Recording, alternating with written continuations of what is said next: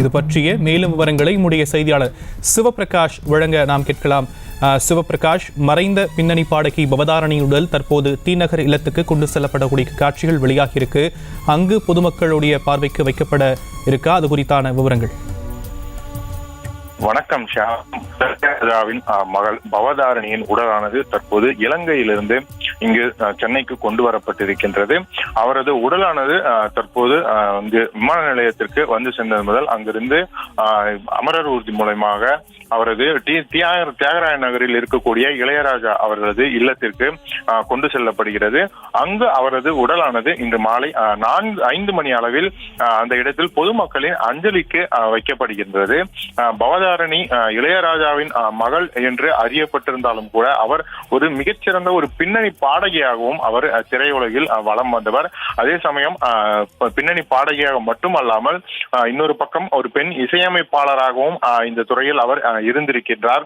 அதே போல இளையராஜா அவர்களின் பல பாடல்கள் அவருடைய பல கச்சேரிகளுக்கு மக்கள் சென்று ரசிக்கக்கூடிய கச்சேரிகளை ஒருங்கிணைத்து நடத்திய பொறுப்பும் அவருக்கு இருந்தது. இந்த வகையில் பவதாரணி தமிழக ரசிகர்களுக்கு, அதிலும் மிக முக்கியமாக உலகம் முழுவதும் இருக்கக்கூடிய இளையராஜாவின் இசை ரசிகர்களுக்கு மிகப்பெரிய ஒரு தொண்டினை செய்திருக்கிறார் என்றுதான் அவரை பொறுத்தவரையிலும் தமிழக ரசிகர்கள் அவரை பார்க்கின்றனர்.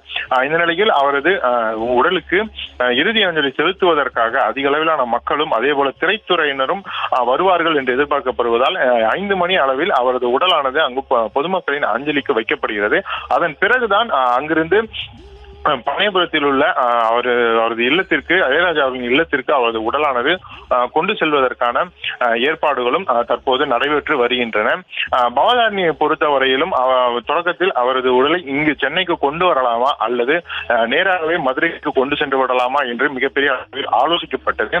ஆனாலும் கூட நிச்சயமாக சென்னைக்கு கொண்டு வர வேண்டும் அவரது உடலை என்று முடிவெடுக்கப்பட்டதன் காரணம் என்னவென்றால், பவதாரணியை பொறுத்தவரையிலும் அவர் இளையராஜாவின் மகள் மட்டுமல்ல, அதே போல யுவன் சங்கர் ராஜாவின் சகோதரி மட்டுமல்ல, இந்த தமிழ் சினிமாவில் இவர்களது குடும்பத்துடன் பழக்கப்பட்ட அனைவரது மகளாகவும் அதே போல சகோதரியாகவும் இருந்தவர் தான் பவதாரணி.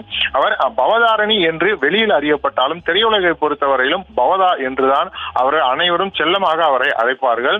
அவர்கள் பலவிதமான இசை கச்சேரிகள், அதிலும் மிக முக்கியமாக இளையராஜாவின் ஸ்டுடியோவில் செல்லும் போது அங்கு நடைபெறக்கூடிய ஷூட்டிங் பதிவுகள், அதே போல அங்கு நடைபெறக்கூடிய கேமரா இசை பதிவுகள் நடைபெறும் போது அந்த இடத்திலும் சுட்டித்தனமாக சிறு வயதிலிருந்தே இளையராஜாவை சுற்றி வந்து கொண்டிருந்த அந்த சின்ன பெண் இப்போது உயிரோடு இல்லை என்பதுதான் இங்கு தமிழ் சினிமாவில் இருக்கக்கூடியவர்களை பொறுத்தவரையிலும் மிகப்பெரிய அளவில் அவர்களுக்கு தாக்கத்தை ஏற்படுத்தி இருக்கின்றது.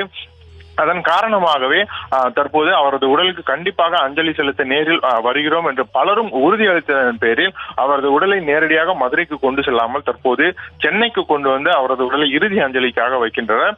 பவதாரணியை பொறுத்தவரையிலும் தொடக்கத்திலிருந்து தமிழ் சினிமாவில் இசை சார்ந்து இயங்கிக் கொண்டிருந்தவர் தான்.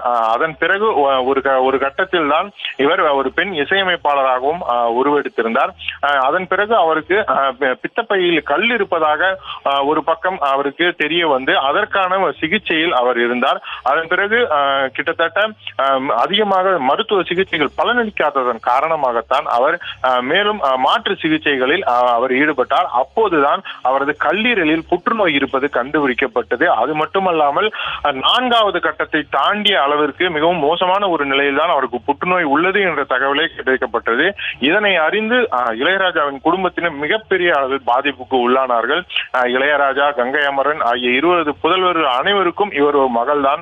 பெரியப்பா மகள், சித்தப்பா மகள் என்ற ஒரு வேறுபாடின்றி அனைவரும் ஒற்றுமையாக இருந்த ஒரு சூழ்நிலையில் எப்படியாவது இவரை மீட்டுக் கொண்டு வர வேண்டும் என்பதற்காகத்தான் இலங்கைக்கு ஆயுர்வேத முறைப்படி சிகிச்சை பெறுவதற்காக அவர் அங்கு அழைத்து செல்லப்பட்டார். அங்கு அவருக்கு சிகிச்சைக்கு தேவையான செலவு, அவருக்கு தேவையான ஆறுதல், சமீபத்தில் கூட இந்த தற்போது வெங்கட் பிரபு இயக்கி வரும் கோட் திரைப்படத்தின் இசை ஆலோசனைக்காக சென்ற வெங்கட் பிரபு மற்றும் யுவன் சங்கர் ராஜா ஆகிய இருவரும் தங்களது ஆலோசனைக்கு ஃபாரினுக்கு வேறு எங்கும் செல்லாமல் பவதாரணி இருக்கக்கூடிய அந்த சிகிச்சை அந்த இலங்கைக்கு சென்று அங்கிருக்கக்கூடிய ஒரு ஹோட்டலில் தங்கியது மட்டுமல்லாமல் தனது தங்கைக்கு அவ்வப்போது சென்று ஆறுதலும் கூறிவிட்டு வருகின்றனர்.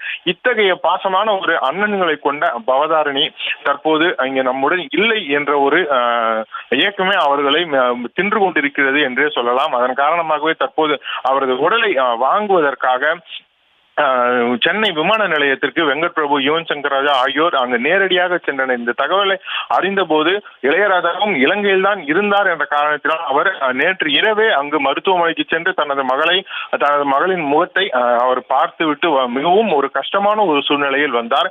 இளையராஜா இலங்கைக்கு போனதற்கு காரணமும் ஒரு விதத்தில் பவதாரணி தான். அது அவரது சிகிச்சைக்கான அவர் இளையராஜாவின் பயணமாக இல்லாமல் கடந்த கிட்டத்தட்ட 6 மாதங்களாக இலங்கையில் சிகிச்சை பெற்று வரக்கூடிய பவதாரணியை சந்தித்த பலரும் சரி தங்களது இளையராஜா ஒரு கான்சர்ட்டை இலங்கையில் நடத்த வேண்டும் என்றும் அவரது கச்சேரியை நாங்களும் கேட்க வேண்டும், நேரடியாக பார்க்க வேண்டும் என்று கேட்டதன் காரணமாக அவரது ஏற்பாட்டில் தான் அந்த கச்சேரியும் அங்கு ஏற்பாடு செய்யப்பட்டது.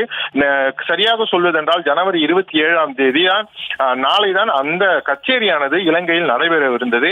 இப்படி அந்த அளவுக்கு ஏற்பாடு செய்து, அதாவது வழக்கமாக இளையராஜாவின் கச்சேரிகளுக்கு இந்த ப்ரோமோ ஷூட் செய்வது, அதற்கான ஏற்பாடுகளை செய்வது ஆகியவை எல்லாமே பவதாரணி தான் செய்து வந்தார். அப்படிப்பட்ட பவதாரணி கடைசியாக ஏற்பாடு செய்த ஒரு கச்சேரி தான் நாளை இலங்கையில் நடைபெறவிருந்த இளையராஜா அவர்களின் என்றும் ராஜா தான் என்ற கச்சேரி. தற்போது அந்த கச்சேரி கேன்சல் செய்யப்பட்டிருக்கிறது.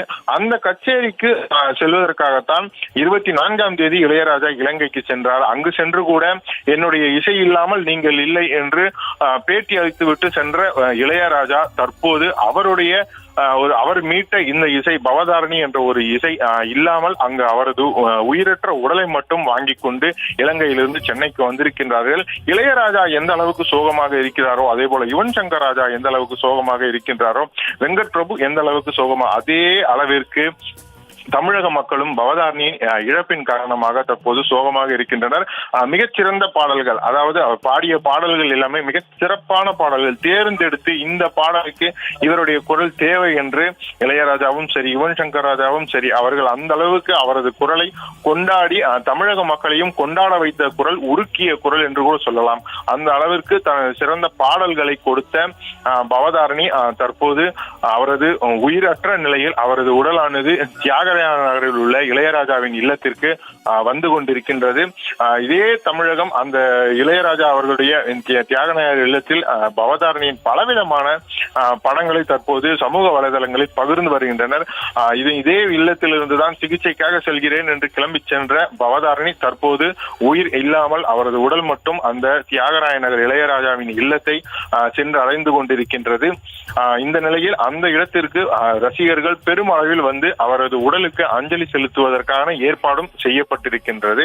தொடக்கத்தில் சொன்னது போலவே நேராக மதுரைக்கு கொண்டு சென்ற அவரது இறுதி காரியங்கள் ஏனென்றால் புற்றுநோய் காரணமாக உயிரிழந்திருக்கிறார் என்பதால் நேரடியாக நேற்று இரவு அவர் உயிரிழந்ததன் காரணமாக இன்று மதுரைக்கு கொண்டு சென்று விடலாம் என்று சொல்லப்பட்டது. ஆனாலும் பவதாரணி தமிழ் சினிமாவுக்கும் இசைத்துறைக்கும் அவர் கொடுத்த பாடல்களின் காரணமாகத்தான் தற்போது அவருடைய உடல் வைக்கப்பட்டு அவருக்கு மக்கள் தங்களது மனதார அஞ்சலி செலுத்த வேண்டும் என்பதன் காரணமாக தற்போது சென்னைக்கு கொண்டு வரப்பட்டு கொண்டிருக்கிறது அவரது உடல்.